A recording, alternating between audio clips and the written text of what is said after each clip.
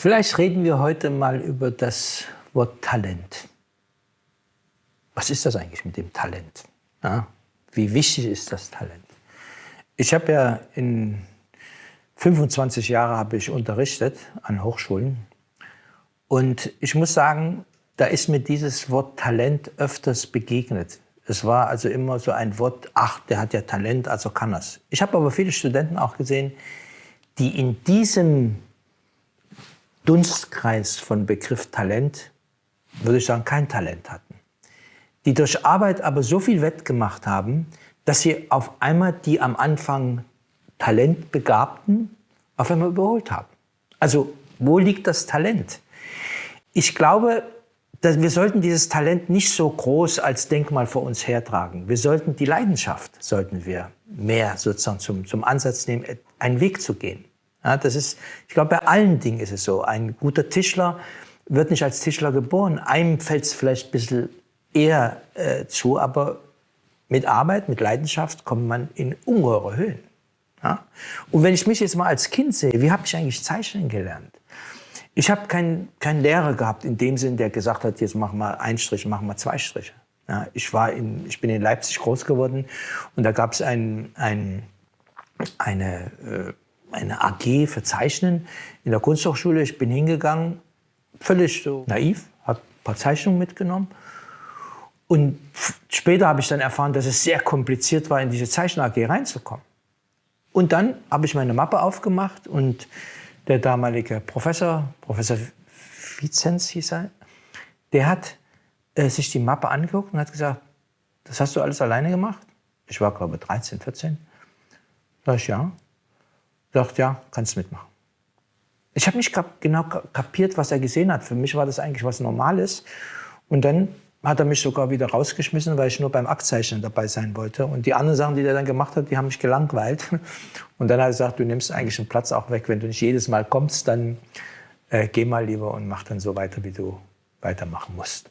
Ich bin da auch gegangen, hat mir nicht geschadet. Aber die paar Mal, die ich dort war, haben mir sehr viel gegeben. Aber wie bin ich eigentlich zum Zeichnen gekommen, dass ich diese Mappe hatte mit diesen Zeichnungen? Und Herr Vizenz sagte, das ist gut.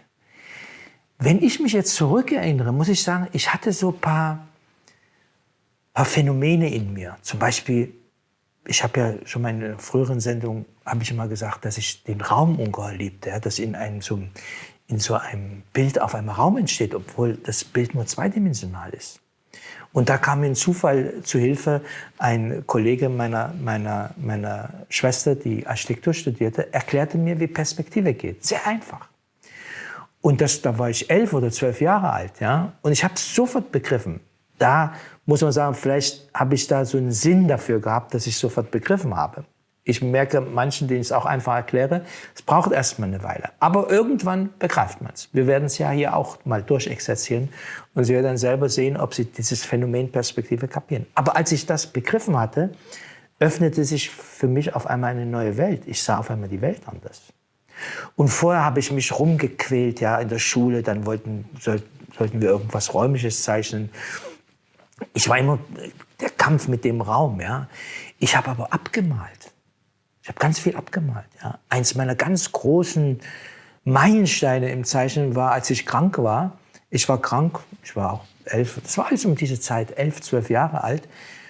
Und ich lag im Bett und das als Kind fand ich Kranksein immer toll. Die Mama brachte mir was zu essen und auf einmal ging alles, was normalerweise nicht geht. Man konnte sich so ein bisschen gehen lassen und die Mama war ja da. Und da ich Langeweile hatte, habe ich meine Bücher gelesen und da hatte ich ein Buch, Die Nibelungen. Und da waren wahnsinnige Illustrationen. Ich versuche immer, dieses Buch wiederzukriegen, aber ich habe es bis jetzt im Antiquariat noch nicht gefunden. Und dann habe ich diese Bilder der Nibelungen, Siegfried und Hagen und Brunhild oder wie sie alle heißen. Und die haben mich so fasziniert, die Bilder, dass ich angefangen habe, sie abzuzeichnen. Und wenn man krank ist, hat man ja Zeit. Und ich war selber total ergriffen über die Ergebnisse. Ich habe ja genau abgezeichnet. Alte Malschulen zum Beispiel, das ist ein ganz normales Element, dass man jemandem Zeichnen beibringt, sagt, mal andere Sachen ab. Mal Sachen, die dich faszinieren, ab. Weil im Abmalen malt man ja ein Ergebnis ab. Das muss man ja wissen. Wenn ich jetzt vor einem Tier stehe, was rumläuft, ein Affe, Das schnell zu zeichnen, wird schwierig sein. Aber wenn jemand sich die Arbeit gemacht hat und den Affen gezeichnet hat, mit einer Virtuosität, die muss ich ja dann nur abnehmen. Ja, der Affe hält ja still auf der anderen Zeichnung und ich kann mir alle Mühe geben, versuchen zu begreifen, welcher Strich auf welchen Strich folgt. Und das sind auch so Elemente, die interessant sind, um etwas zu lernen. Aber dazu gehört eben als Kind die Leidenschaft und die Lust und die Neugier, immer wieder dran zu bleiben. Ich habe viel später mal eine Ausstellung besucht in Barcelona über Kinderzeichnung, also Frühzeichnung von Picasso. Also das ist so mit die Bilder, die er wirklich als Kind gemacht hat. Und ich war total fasziniert davon, dass er dieselben Probleme hatte. Ja, dieselben Probleme, die ich als Kind hatte. Nicht falsch verstehen, ich meine nicht, dass ich Picasso bin oder sonst was. Aber ich merke, dass der Weg, glaube ich, immer derselbe ist. Manchmal geht der schneller, wenn dieses Talent dann kommt. Ja, dann geht es ein bisschen schneller, aber dieses kann man auch schnell überbrücken.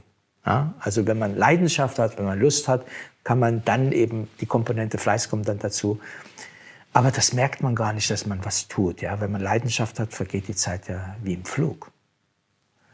Und dann kommt eben dieses Abzeichnen, dann fing ich an, solche Objekte zu zeichnen. Ja? Ich kann mich erinnern, ich habe dann so einen Wollhandschuh und eine Wollmütze und dann so einen Lederhandschuh, habe ich vor mir drapiert und habe die dann gezeichnet. Und dann habe ich mal das erste Mal mit Tusche gezeichnet. Und ich war selber begeistert, dass es geht, dass irgendein Ergebnis kommt, was sozusagen interessant ist. Dann fängt man an mit Farbe an, dann so eine Goldvase. Ja, also wie kommt dieser, es war kein Gold, aber es war irgendwas, sah aus wie Gold, von meiner Mutter irgendeine kleine Vase. Und dann habe ich das versucht zu malen. Und auf einmal glänzte das, weil ich den Lichtpunkt an der richtigen Stelle gesehen habe. Und dann merkt man auf einmal, dass sich das Sehen verändert. Und mit dem Sehen verändert, beginnt man die Welt anders zu sehen. Und auf einmal ist das, was vorher kompliziert war, wird auf einmal ganz einfach. Ich vergleiche das immer, ich kann kein Instrument spielen, aber was ich total faszinierend finde, wenn sich mein Freund Erik, der auch die ganzen Musiken schreibt, wenn der sich ans Klavier setzt, ja, und einfach los klimpert. Aber es ist dann kein Klimpern, auf einmal kommen Melodien, auf einmal kommen Dinge raus. Ich habe einige Freunde, ja, die Klavier spielen können, wirklich sehr gut Klavier spielen, tolle Künstler auch. Und die sitzen dann und fangen an, auf einmal rumzuspielen. Aus irgendwas entwickelt sich eine Melodie. Ja, sie können improvisieren, so nennt man das ja. Für mich ist heute überhaupt kein Problem, das werden wir später mal machen, gemeinsam. Dann macht man irgendeine Linie und dann sieht man was in dieser Linie. Ach, mir fällt jetzt was Gutes ein. Ich werde wissen, was ich mit dem mal machen werde. Ich habe so einen kleinen Teppichvorleger im Bad. Kennen Sie das, wenn man mit nackten Füßen ins Bad geht? Und der hat so Noppen, so Stoffnoppen. Und immer wenn ich den sehe, sehe ich auf einmal Figuren da drin. Ich fotografiere den mal ab und werde im iPad das mal, werden mal Figuren suchen und dann mit Ihnen diese Figuren zeichnen. Sie werden sehen, man sieht auf einmal überall alles. Das hängt ja nur davon ab, dass ich dann auf einmal zeichnen kann. Ich kann im Prinzip alles jetzt zeichnen, was ich will. Ja? Und wenn ich es nicht weiß, muss ich mich damit beschäftigen. Also wenn ich noch nie einen Rennwagen gezeichnet habe, muss ich natürlich mich mal um Rennwagen kümmern. Ich weiß ja nicht, wie Rennwagen aussehen. Ja? Aber wenn man es gezeichnet hat, begreift man es mehr.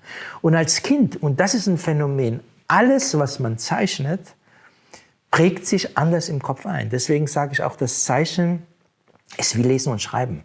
Manchmal sogar fast noch effizienter als Lesen und Schreiben. Ich habe meinen Studenten immer gesagt, ich begleite sie mal von zu Hause bis zur Hochschule. Und dann nehmen wir wahllos ein Haus aus diesem Weg raus. Und ich sage ihnen, wenn wir in der Hochschule angekommen sind, sage ich, an dieser Ecke dieses Haus, wie hat das ausgesehen? Sie werden es mir nicht erklären können. Dann werde ich Ihnen sagen, setzen Sie sich einmal vor dieser Ecke und zeichnen Sie dieses Haus. Dann sitzen die Leute, das haben wir gemacht, dann sitzen sie 1, 2, 3 Stunden, 4 Stunden und zeichnen dieses Haus. Akkurat, an Fenstern, an Türen, alles.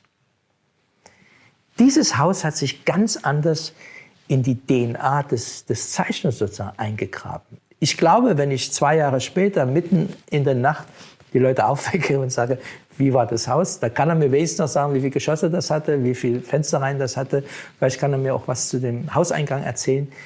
Es prägt sich anders ein. Und das begleitet mich ja in meinen ganzen Projekten, dass diese Zeichnung mir natürlich auch Türe und Tore öffnet, die wirklich traumhaft sind. Ich habe mit Menschen zu tun, die fachlich weit, weit mehr wissen als ich.